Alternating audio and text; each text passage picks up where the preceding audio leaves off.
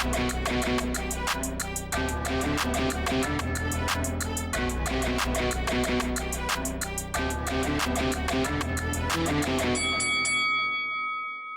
guys, welcome to Boxing Squared for boxing news and views from around the internet.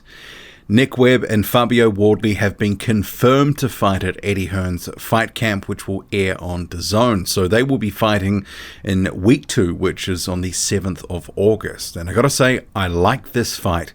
It was one that there was some rumors that it was probably not going to get made, but when that sort of stuff goes around, generally it's about money. So obviously Webb has signed on here, so he must have got what he wanted in the end. But Fabio Wardley, Nick Webb, this had actually been ordered for the English title, which Wardley holds by the British Boxing Board of Control a little while ago. So they're going through with this fight. It's at Fight Camp, and it's on a card that's got a couple of other heavyweight fights on it. So see here on BoxRec, and I've already done a little preview video on this before when it was announced. Alan Babbage, he's taking on Mark Bennett, so big tough heavyweight in Mark Bennett. Decent test for Babbage in my view. Also Johnny Fisher taking on Josh Sandlin, and I don't mind that fight for his development either. But in terms of this one, what I'll do is just get to a couple of comments from the fighters. No press release, interestingly. And this was announced a number of hours ago, but no press release to announce this fight, which I thought was a little curious. But you can see here on the right of this announcement from the Matchroom Instagram page. So Fabio Wardley says, "I'm going to end him in the comments."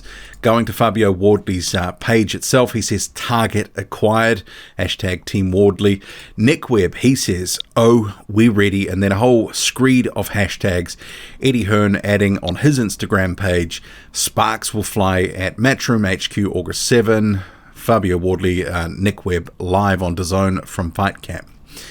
So this is actually a good fight, and for Fabio Wardley, it's the sort of appropriate test that he needs at this stage of his career.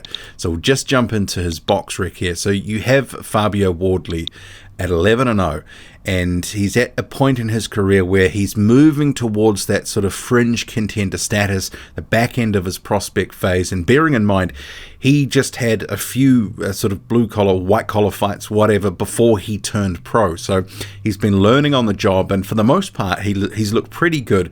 There were a few concerns regarding that performance against Eric Molina, where he was sort of standing off, not doing too much, seemingly trying to show everyone his reflexes and different parts of his game, but ultimately he looked a little bit foolish when he got clipped and hurt, and he needed to really sort of, a guy like Molina is washed at this point. You just got to go in there and blast him out, because doing anything other than that looks a little bit foolish, and he almost was made to pay. But apart from that, you know, he starched Richard Lartey, Simon Villili. There's some other guys that he's fought earlier on that he's got some rounds in, some experience, but this will probably be, in my view, the toughest test of his career. In Nick Webb, and we'll just jump over to his box rec. So Webb is sort of on the rebuild at the moment. So he's 33 years old, 6'5", you know, proper sized heavyweight. He lost to Dave Allen back in 2018, somewhat unexpectedly, and we'll just scroll down to that. So that was a fight in which he was favored to win. Allen was on the verge of retirement. He'd taken a beating the month or so before against Tony Yoka, wasn't in a good way, and he got this unexpected win against Webb. This massive overhand right lands and just puts Webb out. And then Allen went on a bit of a run after that. But Webb, he actually later that year was also stopped by Kamil Sokolowski. So it's been a rebuild since 2019, and he won the Ultimate Boxer at the end of that year. And then he fought Eric Pfeiffer on the Dillian White-Alexander Povetkin undercard in March 2021. And that was a fight where, after all that inactivity, you know, you sort of thought, okay, this seemingly looks well matched. In Pfeiffer, you had a guy who was an unbeaten prospect, been a decent amateur, but a bit of an unknown commodity. But most people expected it could be competitive, but it wasn't. Nick Webb dominated Eric Pfeiffer and dropped him multiple times and ended up stopping him early on in the second round. So you've got a guy in Nick Webb who's coming into this fight off a good performance, a bit of momentum, and I do believe that Nick Webb is a momentum fighter. I think his confidence was taken after those losses to Dave Allen and Kamil Sokolowski, but then you saw him turn in good performances in Ultimate Boxer and then stop Eric Pfeiffer. So he's on a little bit of a run, and this is sort of one of those comeback fights. He's pretty much, I think, in the scheme of things, he's a domestic level fighter, maybe a little bit sort of higher than that potentially, but this for him is an acid test of where he's really at, because I think a lot of people would consider that Fabio Wardley, who is the prospect, the guy 11-0 who's been coming through, stopping some guys in impressive fashion, for the most part, is the guy who probably is the favourite. But I like this as a title defence for Wardley's English title. I think Wardley is going to have to be on his game here, be on point, and not show us some of that ridiculousness that we saw against Eric Molina. He's going to actually have to be wary of Webb, because Webb has got power. And if he sort of switches off, this is Wardley, Webb can actually catch up and hurt him. But in the same token, Nick Webb is a bit of a vulnerable fighter to some extent. Fabio Wardley is roughly the same height as Webb, so you're going to have guys that can actually catch each other, the reach and the height pretty much the same. And we know that Nick Webb is a little bit vulnerable. There's a vulnerability about him. If Fabio Wardley can land a right hand, something like that, maybe not necessarily identical to that Dave Allen sort of Hail Mary, massive overhand right sort of swinging in. But I think the speed, using the jab, using his movement, staying on the move, and just boxing and using the boxing skills that we've seen Fabio Wardley use in some of his other fights, like against Simon Vallely. He was very sort of patient in that fight, picked his punches well.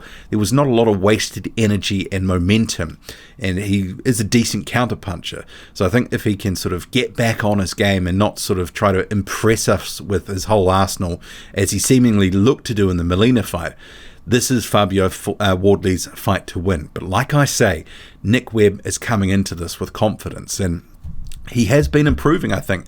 His trainer after his last fight was talking about some of the development with Nick Webb, and I truly believe that part of it for Webb since those losses in 2018 has been about regaining that confidence. And I think he is there.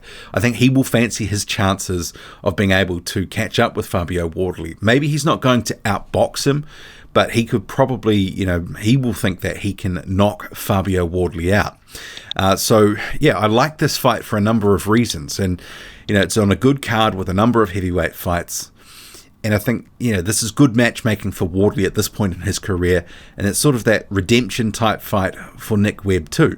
Because if he can pull up an upset here, or, what would be viewed as a minor upset to some extent, then obviously he can go on to bigger and better fights and prove that he's all the way back, but also still got something to offer in the heavyweight division at a certain level, that he can actually go in there and make a push to a higher level in the division.